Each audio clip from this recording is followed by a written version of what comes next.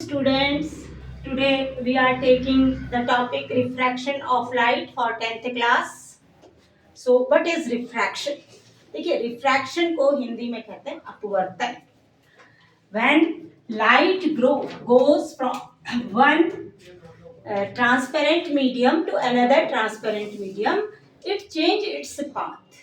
This phenomenon is known as refraction of light.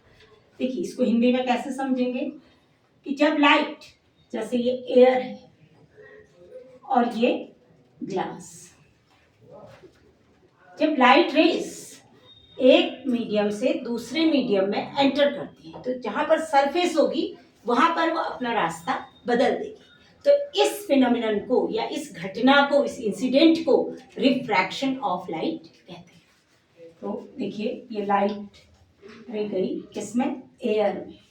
You all know that rectilinear propagation of light goes always in straight path. This phenomenon is known as rectilinear propagation of light, this property of light. It is another property, refraction of light.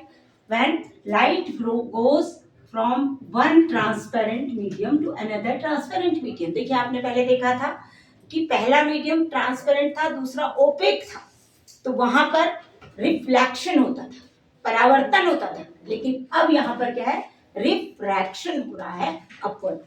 देखिए light अपने रास्ते से रे अंदर की तरफ, normal की तरफ बेंड. लाइट को जाना था इस रास्ते, देखिए ऐसे जाना था और उसने अपना रास्ता अंदर की तरफ मोड़ दिया. तो यह घटना क्या कहला गई, प्रकाश का अपवर्तन या रिफ्रैक्शन ऑफ लाइट. देखो स्पेलिंग में फर्क है, refraction of light. This is angle I, this is angle are. तो इसको कैसे आप डिफाइन करेंगे, when light rays goes from, या आप कह सकते हैं enters from one transparent medium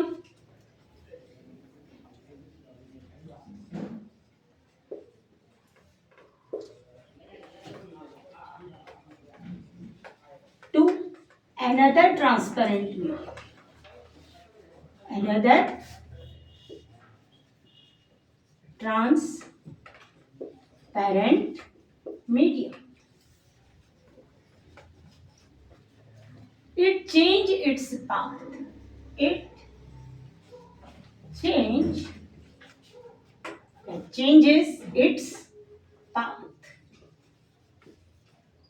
This phenomenon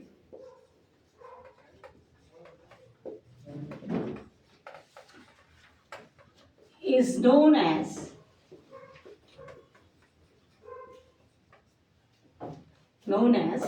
refraction of light.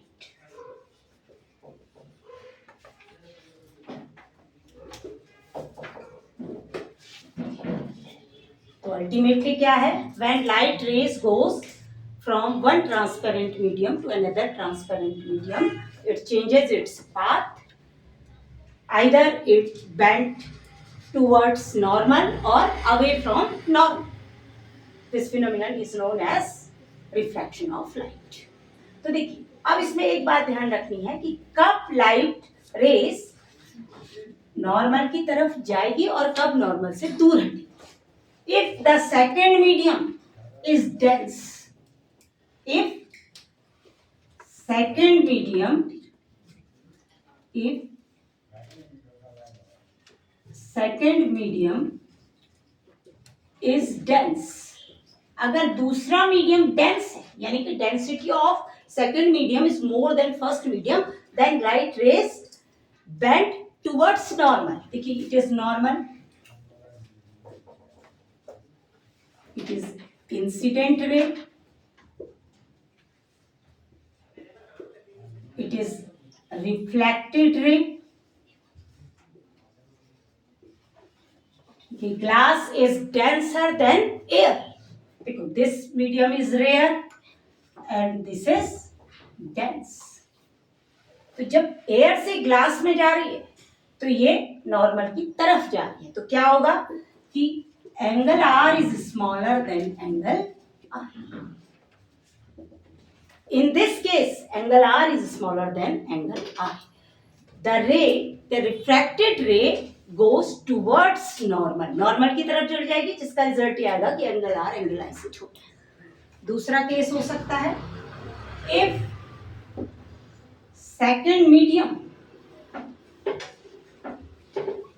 is rare, देखिए अगर यहाँ पर नीचे का मीडियम रेयर हो, यानी कि अगर ये ग्लास होता और ये रेयर हो, ये ग्लास और ये एयर होती, तो it is rare medium, density of air is less than glass, तो ये जो रे होती इसके बाहर निकल जाती। तो इस केस में ये बाहर की तरफ जाएगा, away from normal, away from normal, और यहां टुवर्ड्स नॉर्मल। इसको डायग्राम से कैसे समझेंगे? If it is glass, it is air, then this is incident ray, this is normal, incident ray है, इससे जानी चाहिए थी, इसको सीधे ऐसे जाना चाहिए था, लेकिन ये रेयर मीडियम में गई तो थोड़ा ऐसे आ गई, अवे फ्रॉम। तो इसका रिजल्ट क्या आएगा? This medium is dense, this medium is rare, away from normal. तो इस केस में क्या हो जाएगा? Angle are is greater than angle are. तो इसे याद रखेंगे कि अगर दूसरा मीडियम डेंस है और पहला मीडियम रेयर है, यानी कि डेंसिटी इसकी ज्यादा है, इसका घनत्व तो ज्यादा है, इसका कम है, तो ये नॉर्मल की तरफ चला जाएगा, जिसका रिजल्ट ये होगा कि एंगल आर छोटा हो जाएगा, एंगल आई बड़ा हो जाएगा। लेकिन अगर नीचे ज्यादा कम डेंस है, एयर नीचे है, ग्लास ऊपर है, या वाटर भी हो सकता है, कोई भी दो मीडियम के बीच में हम कंपेयर करेंगे, if there air there glass, then the refracted ray goes away from the normal, then angle R is greater than angle I. तो ये फिजिक्स का मतलब ये एक्सपेरिमेंटल बेस पर प्रूफ लॉज हैं, प्रूफ रूल्स हैं, एक्सपेरिमेंट के आधार पर इनको सब प्रूफ किया गया है। Now I am taking laws of refraction. There are two laws of refraction, laws of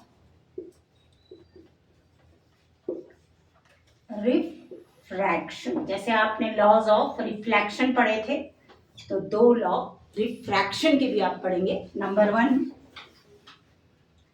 incident ray,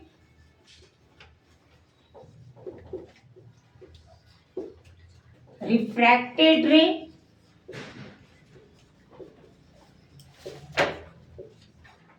and normal lie on the same plane, same plane. This is first law. And second, sin I, sin I upon sin R is equal to constant, or this constant is known as refractive index, refractive index of second medium with respect of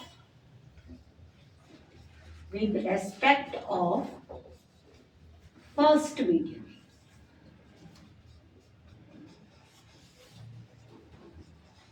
इसे आप trigonometry में पढ़ेंगे, sine i upon sine r.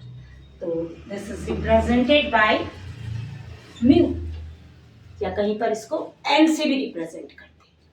तो the refractive index of second medium with respect of, it is a comparative term. देखो पहले के comparison में दूसरे का refractive index, it is represented by mu. तो refractive index of mu 1, 2। Refractive index of second medium with respect of first.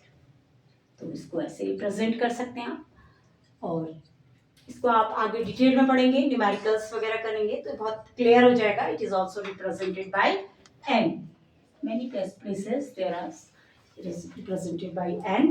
So there are two laws of refraction: incident ray, refracted ray, and normal lie on the same plane. This is the same rule, just law of reflection. देखो, reflection तब होता है जब दूसरा medium OPEC होता है, refraction तब होता है जब दोनों मीडियम ट्रांसपेरेंट। तो second law, sine i upon sine r is equal to constant refractive index of second medium with respect of first medium. हम सेकेंड लॉ को बहुत डिटेल में आगे वीडियो में पढ़ेंगे, इसके न्यूमेरिकल्स करेंगे। तो आज आप इतना तैयार करिए, आज के लिए इतना ही। Okay, thank you, all the best.